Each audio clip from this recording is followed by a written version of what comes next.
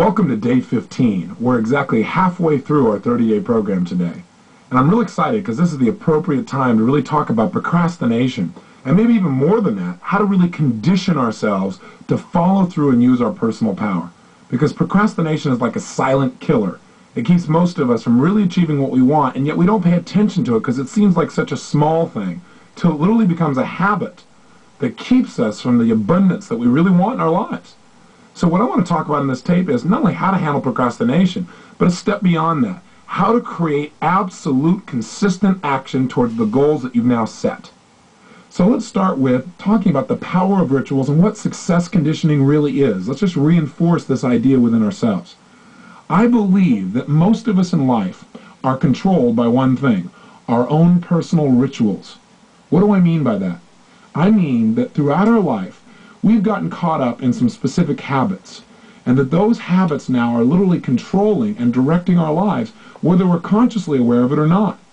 There's a quote you've probably heard. It says, sow a thought, reap an action. Sow an action, reap a habit. Sow a set of habits, reap a character.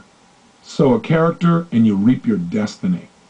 What I want us to do today is to really take a good look at what are some of the consistent thought patterns that we have right now that are creating habits and therefore character and destiny.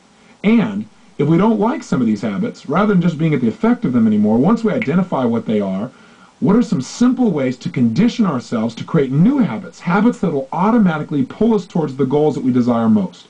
That's what we want to do. Now let me ask you a question.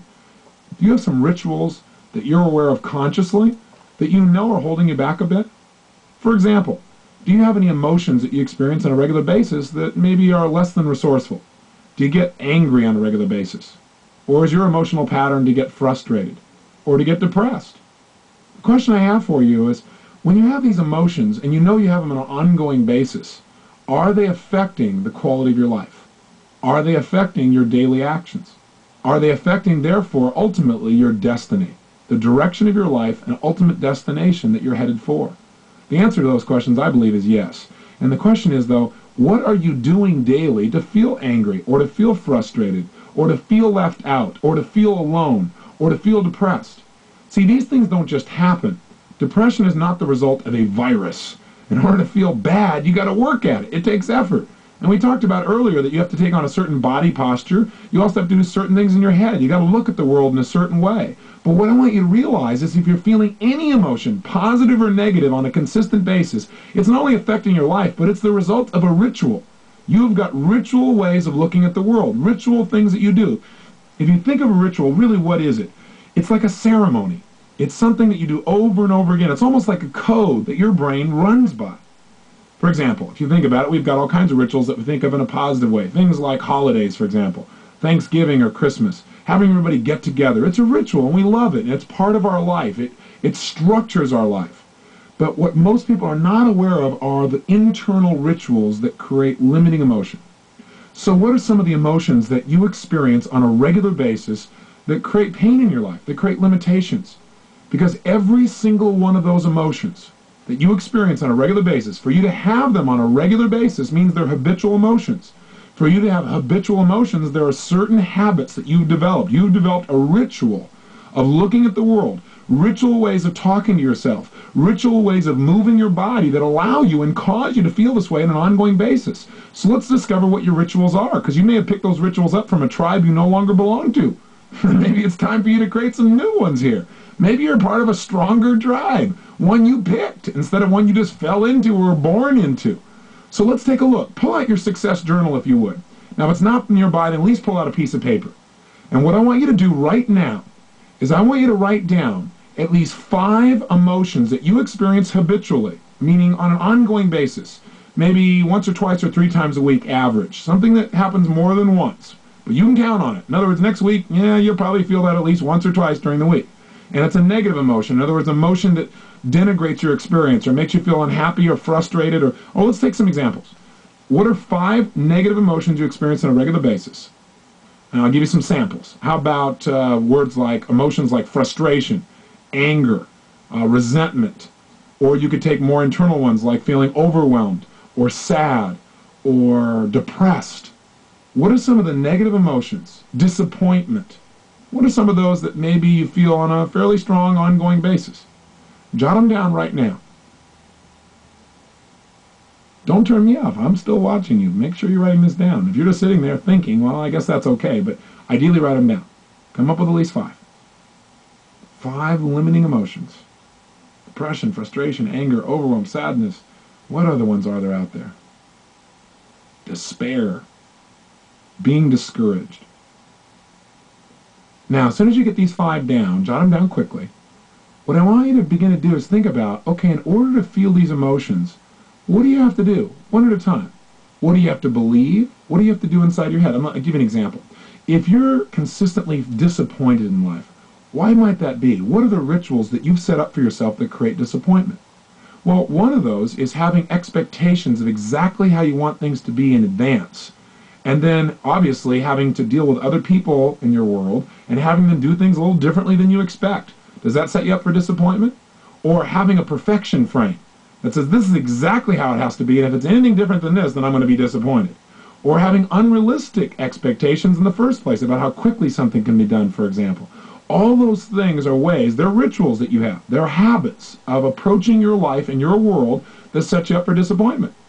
In addition, to be disappointed, you have to believe that you can't change anything. In other words, disappointment is an emotion that I personally rarely experience. And the reason is, to be disappointed, I have to feel like there's no way I can change something. Now I get frustrated. That's my favorite one. Because frustrated to me says, it's still possible to get the job done. It's still possible to accomplish, but it hasn't happened yet. And that makes me frustrated because I know it could happen and it hasn't happened yet. I know we can still turn this thing around, but why hasn't it? That's called frustration. So I have a different ritual than disappointment. To be disappointed, you'd have to think that something you wanted didn't happen and it's not going to. It's over. Do you follow me? So I want you to begin to analyze how you set up these rituals. Why? Because once you understand how you do something, then you can turn it around and change it. I mean, traditionally, for example, somebody comes to me in therapy a lot of times, or someone comes up to me in a seminar and they'll say to me, "Oh, Mr. Robbins, I'm just so depressed." And I'll say, "That's excellent. How do you do that?" And usually they'll look at me like I'm crazy and go, "What are you talking about?" I said, "How have you pulled that off? How have you accomplished this state?" And they said, "What do you mean how have I accomplished it?" I said, "Well, it takes effort. It's not easy to get depressed. That's a pretty intense emotion. I mean, you must have been working on this one for years to develop the kinds of habits and rituals that allow you to be able to consistently go into this state with very little effort." And usually what this does is break their pattern rather radically. But then we begin to really analyze it, and they find out there are specific things. I say, what's the first, if I wanted to be as depressed as you, how would I go about it? Teach me the ritual. What's step 1?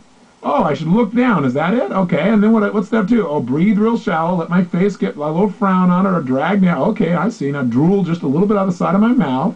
Okay, excellent. And what else? Oh, make ugly pictures in my head of the worst possible scenarios. Oh, and then drop my tonality down to, oh, good.